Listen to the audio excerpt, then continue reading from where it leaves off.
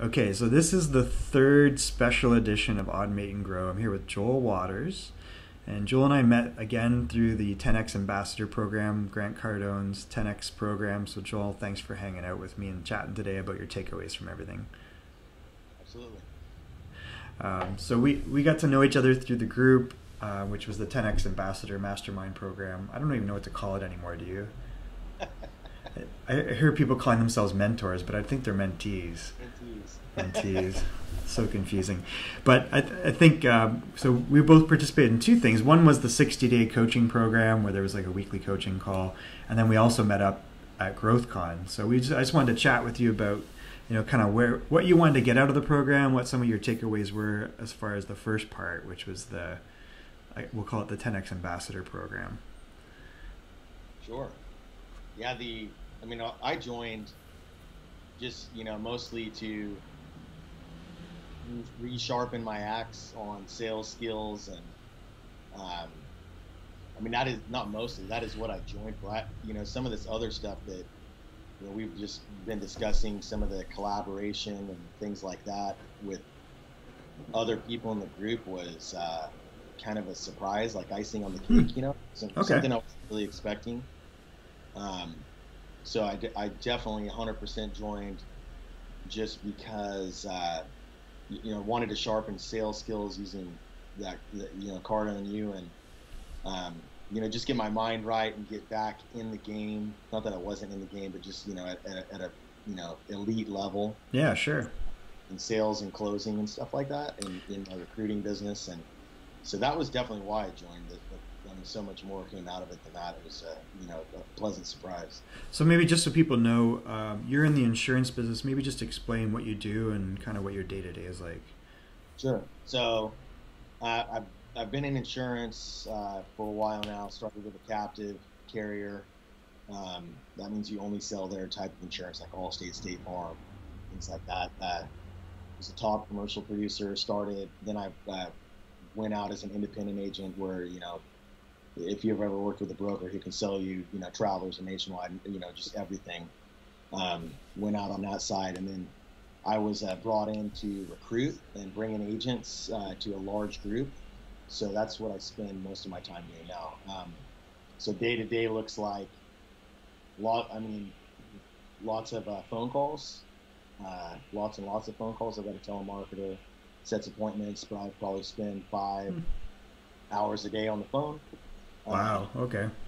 So I'm also, in terms of, automating, I'm trying to automate that process. I'm going to do webinars, a bunch of other stuff you and I have talked about before, webinars and some other things where I can talk to multiple people at one time instead of one-on-oneing it all the time, because I've been gargling a lot of salt water and drinking a lot of my God. Yeah. You're like a stage performer, right? You're kind of like blowing your voice out.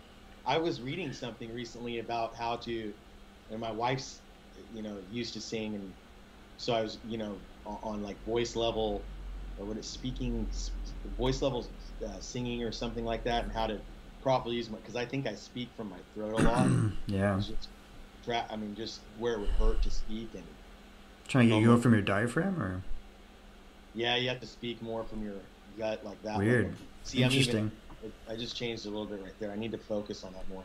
But so yeah, a lot of, and then once I recruit, then a lot of training, mentoring, and things like that.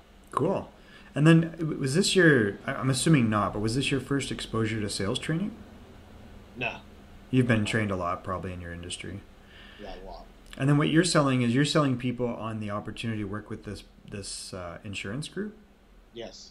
Got it. That's right. Okay. And then how did you get exposed to the Grant Cardone material, and what was attractive to you about the program? Last fall, I'd never really heard of Grant. I knew who he was, but I didn't know anything about him. Never watched a video or anything. And a guy that I know put together kind of a mastermind. Let's read the 10X book. Oh, right. Okay. So a group of guys that are. Yeah, so we'd read like 5 chapters a week. We'd get together and we'd talk about, we were doing some goal setting stuff and things like that. And through that, I started listening to the audio book because I just didn't have enough time to read all the time. So he ad libs a lot, and I just, on Oh TikTok, yeah, it's weird, right? When you listen to it, it's like kind of cool, right? Yeah. It breaks the suspension of disbelief, so to speak. It's like this is not a scripted thing. Yeah. And it was, that was what really got me into it. And then so probably I followed his Facebook page at some point in time. Then I saw the mentor thing, and I was, so this is like October. I'm already like, I was starting to work towards the 2018 then, and I was just kind of in that mode. And so he released that, and in the video he was talking about how the video for the mentor program, he was talking about how the Cardone U is the only training that his salespeople get. He doesn't people aren't sitting down and doing one-on-one. They sit down and do Cardone U, and obviously sounds like they role play some at the office too. But so that was what I was like, I'd do that for $1,000 in the ticket. And it's a pretty good value, right? Like, absolutely. I mean, it was absolutely worth $9.95, And then it sounded like you were kind of surprised by what else you got of it. So maybe talk about that. Like, what was your takeaway from being in that group and the coaching calls or the people, or I don't know what the big deal for you was, but the people. I've done a few different programs where the material was good, but the people were weak.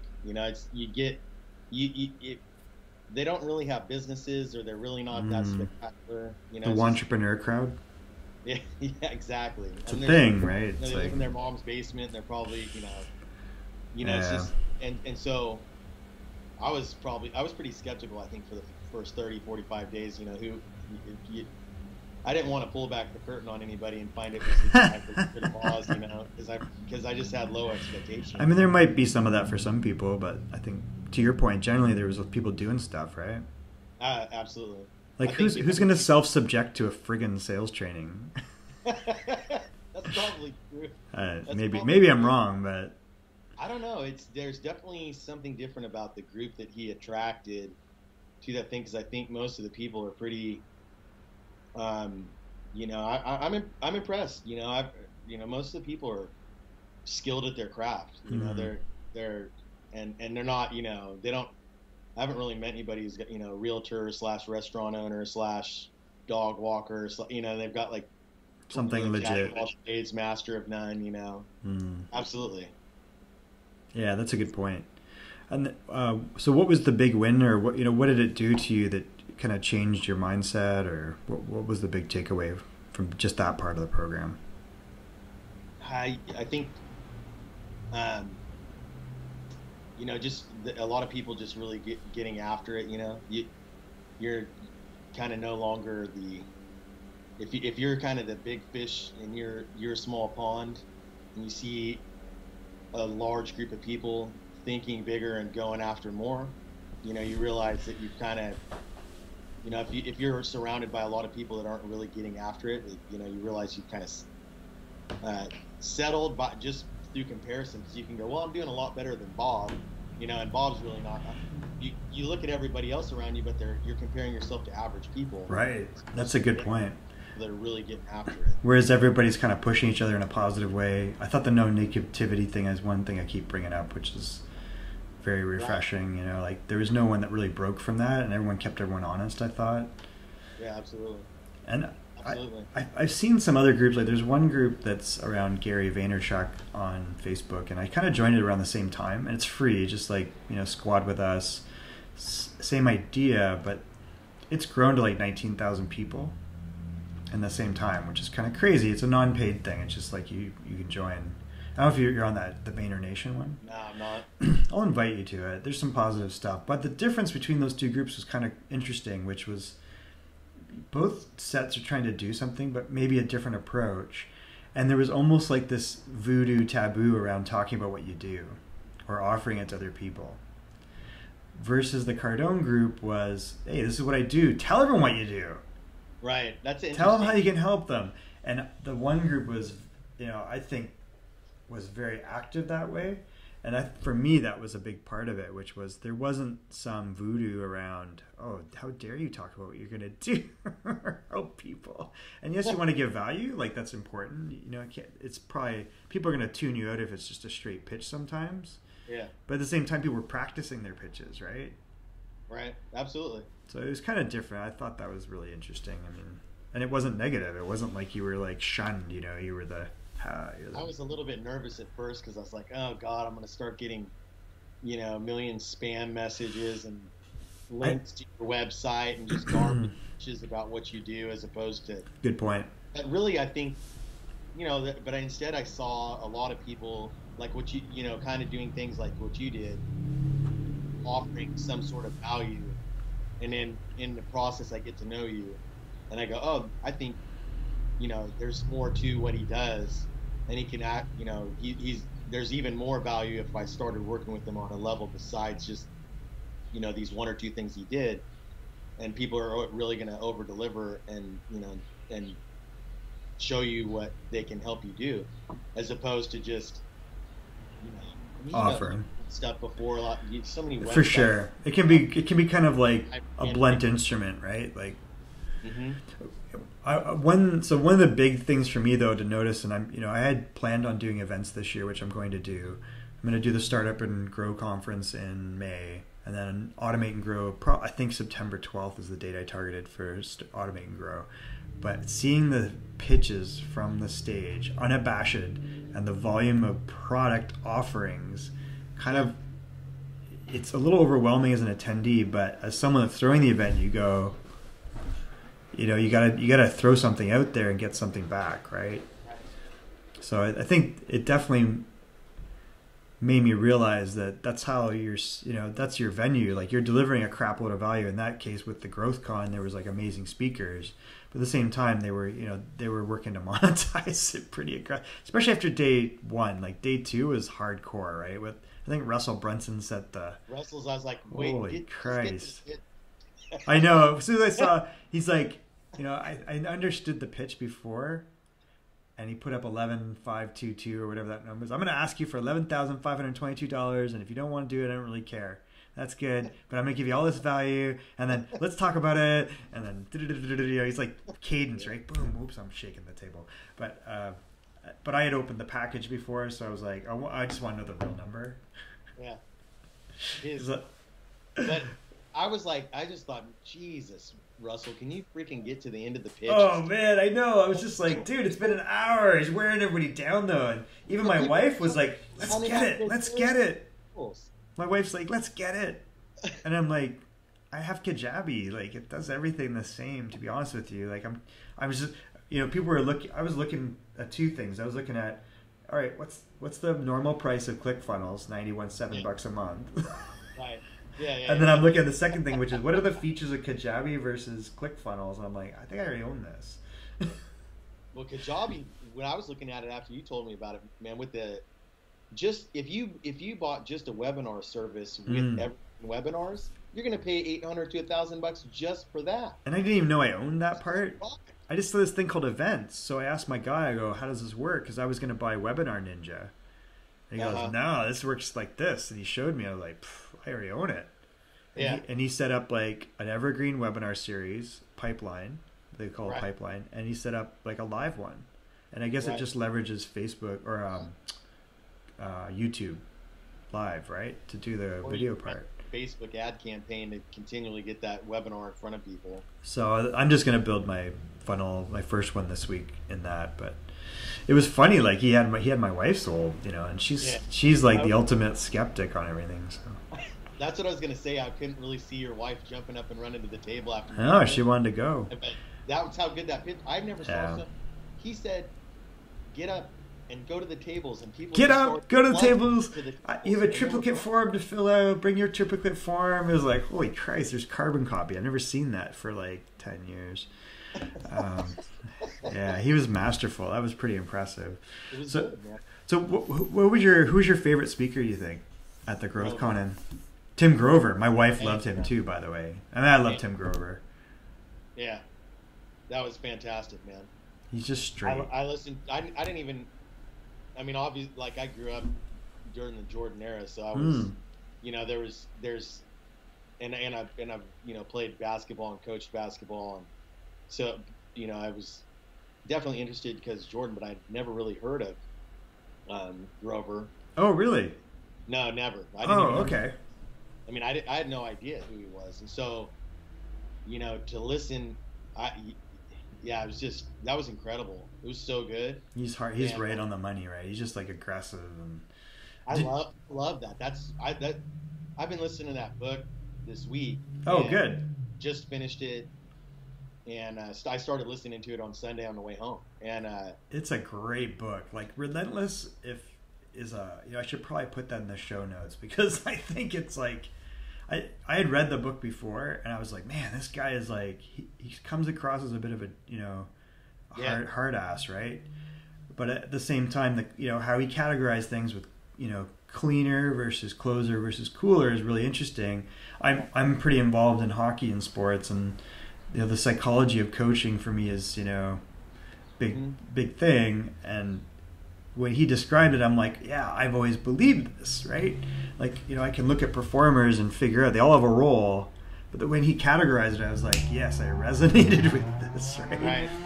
And it was, which I was really, I did the VIP. Were you in VIP? I think you were in VIP too, right? I just stuck you did. Regular. You're in the regular. Sorry. He was the first guy that I got to. So he didn't speak till day 3, I think, right? But I saw him in the hallway on day 1. I was like, oh, I'm going to talk to him, right? And so I spoke to him. There were other people kind of clamor around, and I said to him, hey, listen, I wrote this book. I love your book. Like, Relentless is one of my favorite. Do you mind if I sign it? Because I want to, give you a message. He goes, yeah, please. And I said, I got to actually talk to him for a little bit, and he was really gracious, and he was very interested in what I had written, and he was kind of going through it. And I wrote a personal message to him. I said, listen, if you need anything, please let me know. Like, anything technical, doesn't matter what it is. You just tell me, and I'm happy to help you with it. He goes, yeah, we need that all the time. And he goes, put your number in. So I put my phone number in. But he was really gracious. He was very different, because I was expecting him to be a total ass, right? He was just because he's so hardcore in his presentation. That's like his book, though, right? Like whole book, he's dropping F-bombs. Right. And the last 2 minutes of the audiobook is, but I love my daughter. And so he has this total flip. Yeah. And he talks about how his daughter lights his life up and all this stuff. And you're like, you kind of figured based on the book, you're like, this guy's probably single and lives by himself, right? And then he goes, flip, I come home, and she just shows me, what it's like to walk away from my dark side, walk away from the dark side and the competition, and just be engrossed in that. You're like, that, but it's just that last 2 minutes. Switch, like, right? And it's interesting how I think I resonated with what he talked about embracing your dark side, right? Because it's it's, when you're in bigger organizations, because I worked for a larger company before I went on my own, and I don't think that was always appreciated. Yeah. Actually, you have to be nice. You have to and you for sure. You can't just get stuff done. You have to do and I probably burned, I probably rubbed people the wrong way. I know I did, but right. I was really committed to making stuff happen, and if you weren't, I was like calling you out, and that probably was not appreciated, But it's a little more effective when you're on your own, because it's like, now the only problem is, it's funny on my own. I think what I hate about big companies is when someone's a bad manager and they try to micromanage you, right? Yeah. But it's funny, I think before this program, the 2 years before, I got into this habit of micromanaging myself, and it really crushed me. I think it really held me back. What do you mean micromanaging yourself? This conversation about, looking at the minutia instead of the big picture, and looking at how to grow. And I think that the one thing that I took away from this was, not just Tim Grover, but also Grant around, you don't have an expense problem, you have a revenue problem, right. And it's momentum and taking massive action. And I think that laser, like your laser focus, can be on the minutia, and you're going to get minutia. And I think what I really needed and what I got out of this program, one of the things was just like opening that mindset to like take massive action, don't judge it, keep rolling. And, he said it's like we get scared and pull back. and is totally right. And I think I got into that mode, and I don't know why, because I've never been like that. I've always been a truck, right? So right. I think the big one of the big wins for me is just fixing my brain, getting that stuff out. And even during the program, like he was kind of challenging us on stuff like, did you do the $100 and the $500 and $1,000 a day challenge thing? Mm-hmm. Yeah. I was really kind of like resistant to it. In my head, it was like, that's too small. Right. And I guess you could have gone up, but I was like, I get why everybody needs to do that. But I didn't actually do the challenge in terms of, I didn't go out and make $100. I just got it. I decided to start and put together a different business. I thought, like, if I'm going to do this once, right, so it happens multiple times, not sell $100 of stuff out of my garage. I'm going to go. I want to do something that is replicatable. Yep, I agree. And I think that was probably one of the things that also kind of came out of it for me was like he was pushing people to cold call, which to me I'm like, I don't know, that could be a lot of brute force, not success because people don't pick up the phone. That was kind of my head. But I think what it did do is it pushed me to realize, like, no, you don't pretend that your major skill is not your ability to sell, because that is your major skill. Right. And I think part of what my business is, there's a service delivery element, right, where I can consult. But in the end, I think it's like, no, you got to get more stuff. More people in the pipeline. Right. Yeah. So I think those are big wins for me, is to get the mind stuff was really important for me too. Like I talk, like just I think maybe it wasn't on one of our mentor calls. It was on something else that was on. He was ending a show right before our mentor call, maybe, and I was listening to him talk about how, he had to eat everything when he was a kid. His mom said, eat all your food. And so he said he said, ask Jared, to this day we could be at an expensive restaurant and I won't finish my plate and I'll slide it away from me just for my head. And to break that old idea. And I've done a lot of. That's interesting, right? Into my that kind of stuff for me. Yeah. But I grew up. My mom's in medicine. She went to Stanford medical school.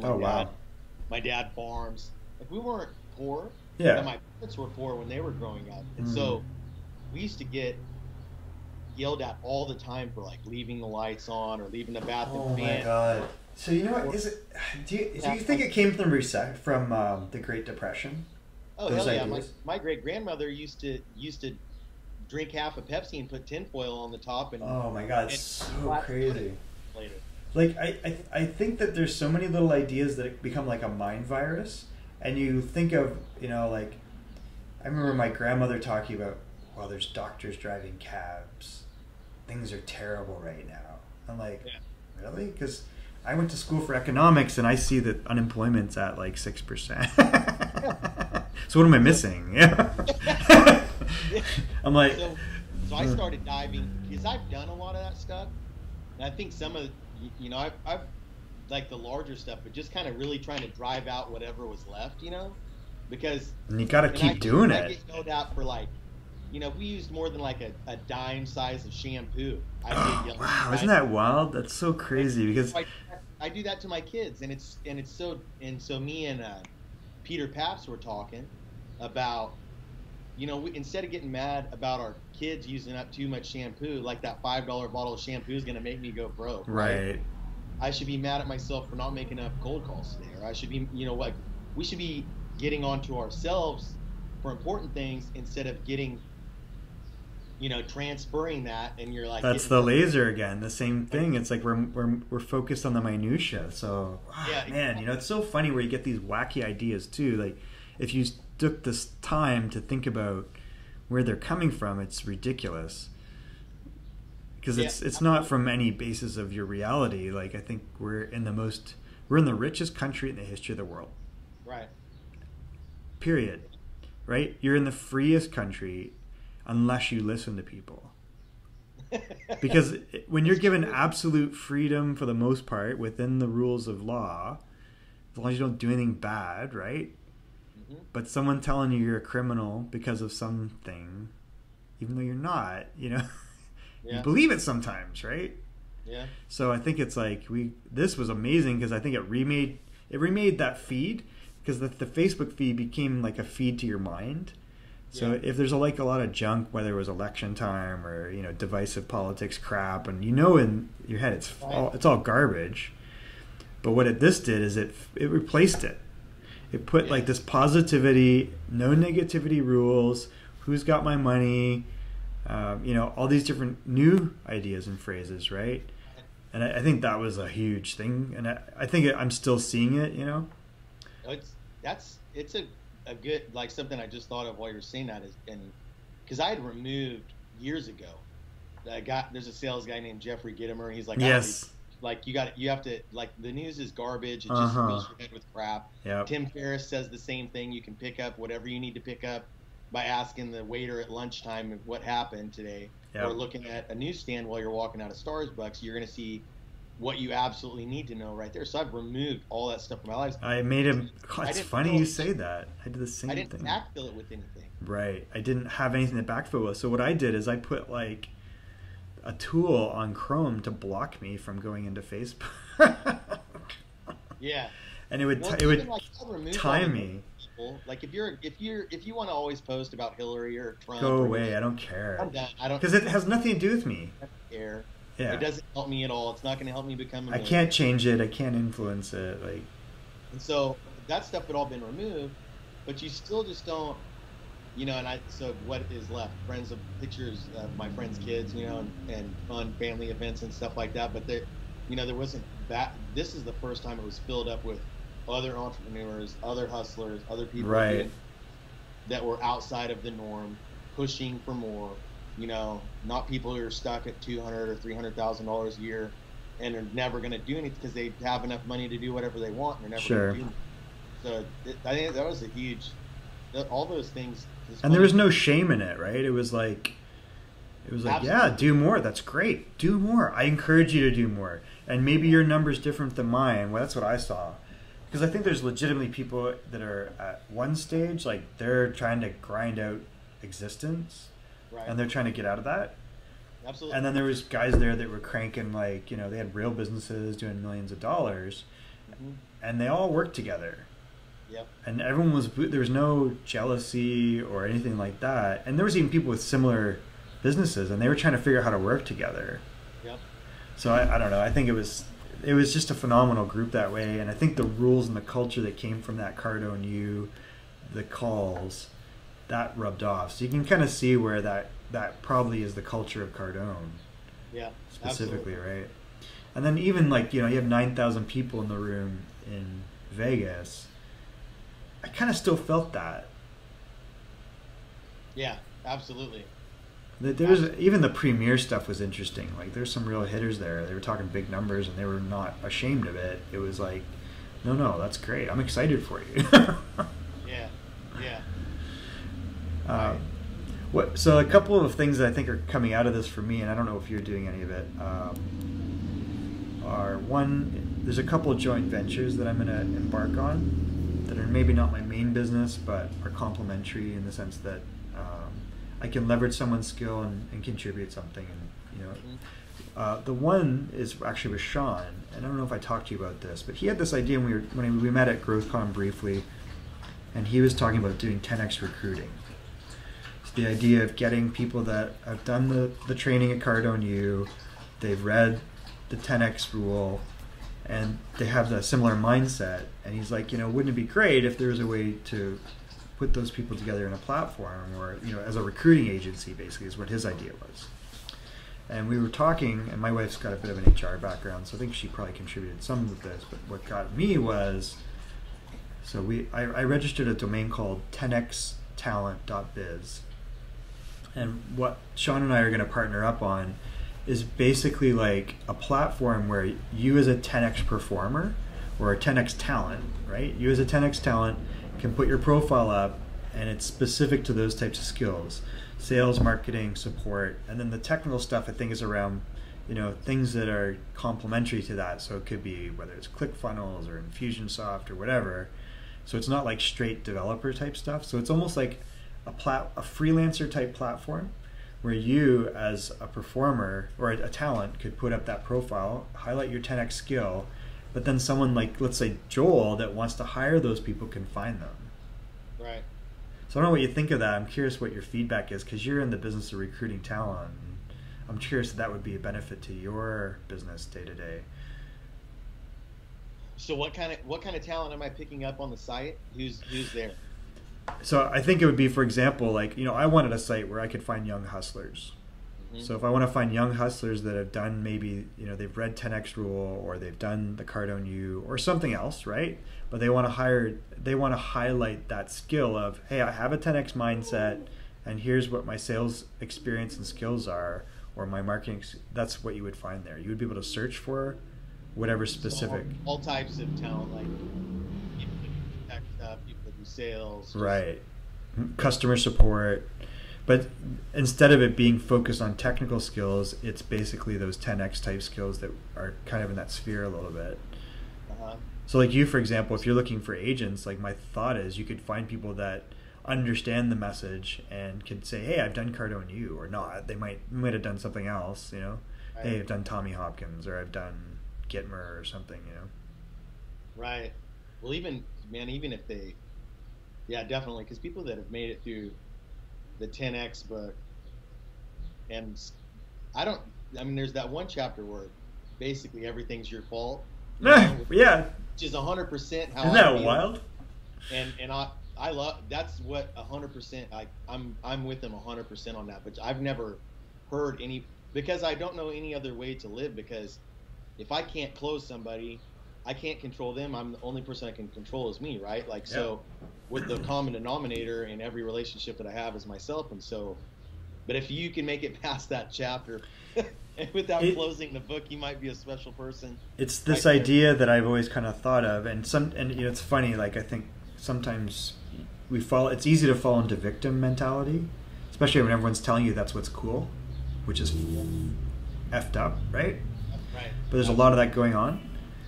It's like those are the people that are being glorified, as opposed to accountability, but self-accountability. Not you telling me what I'm doing wrong, but me evaluating myself. That's power.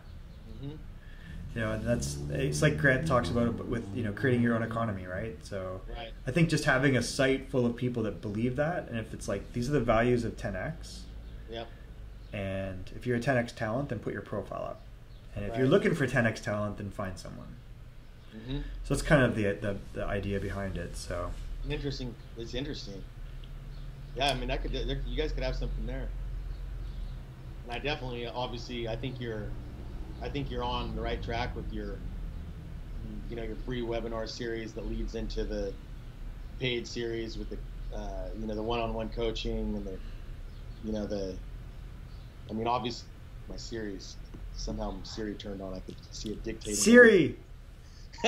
And not series. But even because I'm a little more kind of like what you said about your wife being. I'm kind of a little more skeptical. I'm a little bit more I'm looking through it, or like you, and I'm looking on the app and see what's the real value of stuff that I'm getting here. Right, which is not horrible, but I like yours. I like you, and I like your stuff. Thank you. I like you too. I'm glad we got to talk. Yeah, me too. And I think the thing for me too is that I didn't know the answer, so I hope you didn't mind that, because I've been doing one thing and I can see where I can help people in another because I wrote the book. Right. So for me, the group's been really good because I'm getting that feedback, especially from you, where I'm like, I'm thinking of this. What do you think of this? And I think you were at first like, why the hell are you asking me? Tell me what I need. You're supposed to tell me, and I'm like, I could do that, but it might be wrong. I want to make sure that this is value of you, right? So that's kind of my approach. So. And I ordered your book yesterday. Oh, great. I want to see what's in there. And sure. And Thank even you. posted the thing about the Growthcon. I typed it in to see if I could buy, not Growthcon, the automating Growthcon. Oh yeah. No. So and that's an example, right, where I just put it up as an idea. Right. I would buy the ticket right now because I know. Okay.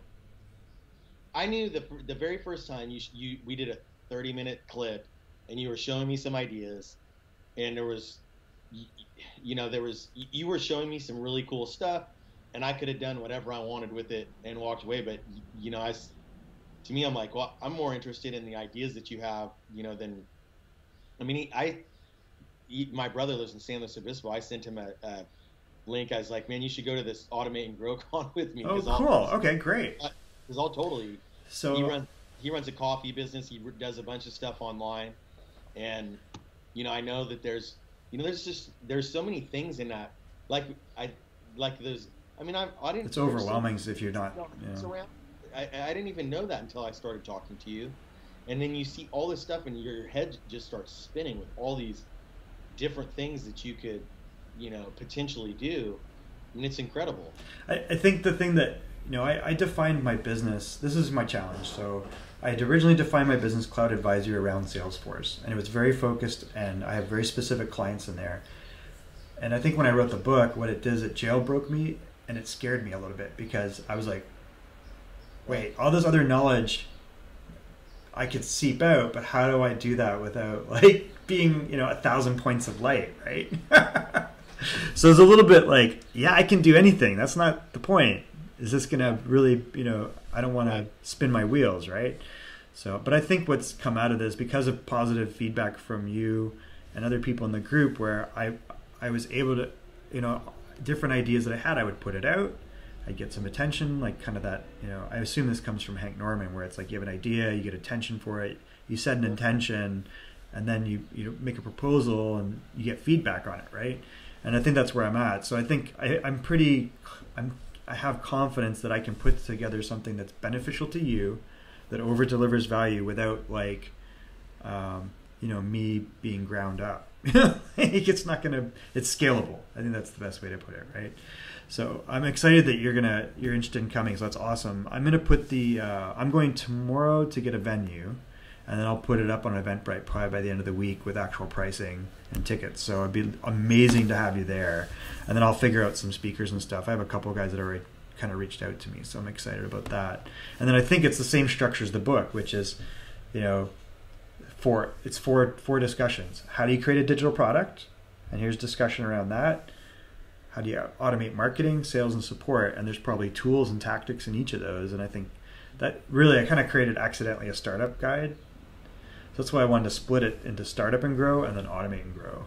So I think, but I think it's applicable things either way, like it's just, yeah, I'm pretty excited about it. And I think I'm pretty emboldened by being in the group. I mean, I'm not aware, as someone who's like my field, putting together sales presentations and processes and things like that. I don't know. I have not seen anybody who does anything remotely close to what you do. Right? There's cool. I'm aware of a lot of marketing people, but I mean, I have a friend that works at Salesforce from college, and I've tried to make regular Salesforce work before I got IQ. Yeah. And just looked at different things, and they just, for the most part, for me, they just look cumbersome as opposed to challenge. helping more. I feel like I'm just going, That's why I think some people get frustrated maybe they just want the answer. Mm-hmm. So I think that's obvious. That's cool. I can give you the answer, but if you want to do it yourself, here's how I come to the answer. Right? That's kind of what I tried to present, and I think where, I had to just get my comfort level to a point where, okay, this is going to work because it's scalable, right? I don't want to be doing a bunch of little things that don't, give anything back. They don't make me money, and they chew up my time because I could do that really easily, right? So I was a little non-committal on that, but I think now I see clearly, to your point, so I appreciate the feedback on that. It's awesome. Yeah, you teach us all how to think about it and how to approach it. People could start coming up with solutions. I mean, I found like when I figured out that you could potentially something that came out of a conversation with you that prompted me to look at other things, and then I found that you could probably link up Sign Now to Salesforce, send out all my docs by changing the status. Yeah. Without going to a different, because right now someone says, "Great, let's do it, Joel." I go to another program. There's no trigger. I have templates in DocuSign, but I still have to, put in their name and their email address and, a few minor details and then send it out. Oh, yeah. You should be able to do that automatically. With just changing the status in Salesforce, and boom, all the docs go out. Then I get notified when they come back. Potentially, you could even, it looks like, and you'll have to tell me but you could even drop them in a Dropbox, send them through Slack to the person who reviews the Absolutely. document, and never touch them. I mean, that's like 5 steps that I touch now that would just be gone like that. Right. It's like when you start thinking of those terms, that's why I think Salesforce gets addictive on its own, because I think people struggle with the first steps, but once they get on that mindset of holy shit, I can automate using a trigger and an action, trigger action, then they go, whoa, wait a second. I think that light goes on, right? But that all started because of a conversation with you and just listening to how you think about things, and go, well, you might be able to do this, and you might not, and just like a switch flips, and you go, oh, great. Okay. God, what else is possible, right? Like, so I mean, is that kind of what the book is like? I think so. That's kind of what I try to accomplish in the book, which, I start out by, first of all, if I look at the way I structured it, I kind of tell the whole overall pitch, which is, listen, we live in amazing times. There's no barriers technically. There's very few. And there's these transformational technologies that are hitting us like a tidal wave right now, this year. And so your job as an entrepreneur, first of all, is to figure out, can I apply one of these to my customer problem? That's your first job. If you can't do that, that's fine. Or if you're unwilling to, that's fine. But be warned. Because that's worse than not doing it. So that's the first thing I kind of say, right? Because I think, and then the second is, then you got to automate marketing, sales, and support. And then what I lay out in the book is, I address people's fears. So I look at, well, here's why people might not want to do this. They're scared. And then I say, here's how ridiculous that is for these reasons. There's another chapter. And then it's like, here's how to embrace it. And I think that chapter is called Dancing with Robots. So it's like, here's how to like get over it and look at the opportunity. And then I say, well, what you need is a plan. So you need a plan before you buy technology, or if you have technology, you still need a plan. So I give the framework for a plan. And then there's chapters on automating marketing, developing sales capability, and then a customer success journey. And that's really how it's structured. And then I wrap it up by saying you need a team, and here's how you put a team together. So in some ways I was telling myself, right? Because I had probably the team part on the biz dev stuff, and I was like, okay, well, I can't write this and not do it. So you have to call yourself out on your own BS, right? Yeah, and that was part of my motivation. Writing it was like, well, listen, I'm doing this for all these other businesses. It's really horrible if I don't do it for myself. So I've just laid it out. There's no confusion. Anybody can do this, and I have to do it now. So it kind of forced my own hand on purpose, But that's really how it's structured, and I kind of see the events both being similar, where it's there's really good speakers, there's some tools, and really getting people thinking along those ideas, and that's what I want. So hopefully light bulbs go off the way they have for you, where I mean I could do it all for you, and some people I want to do it for you, but I'm glad that you were it opened your mind a little bit and gave you some opportunity there. You were saying that the biggest, one of the biggest problems for people moving forward is fear. Mine was kind of like, didn't realize how simple some of it was, and that it was, affordable. I mean, in my mind, I think you think, oh man, it's all custom. Not anymore. An API, and I got to pay $10,000 and I figured out that using a Zap for $20 a month. Zap's crazy. It's such a great investment, right? All my leads go straight into my Salesforce account without having to manually input them from one system to another. Yep.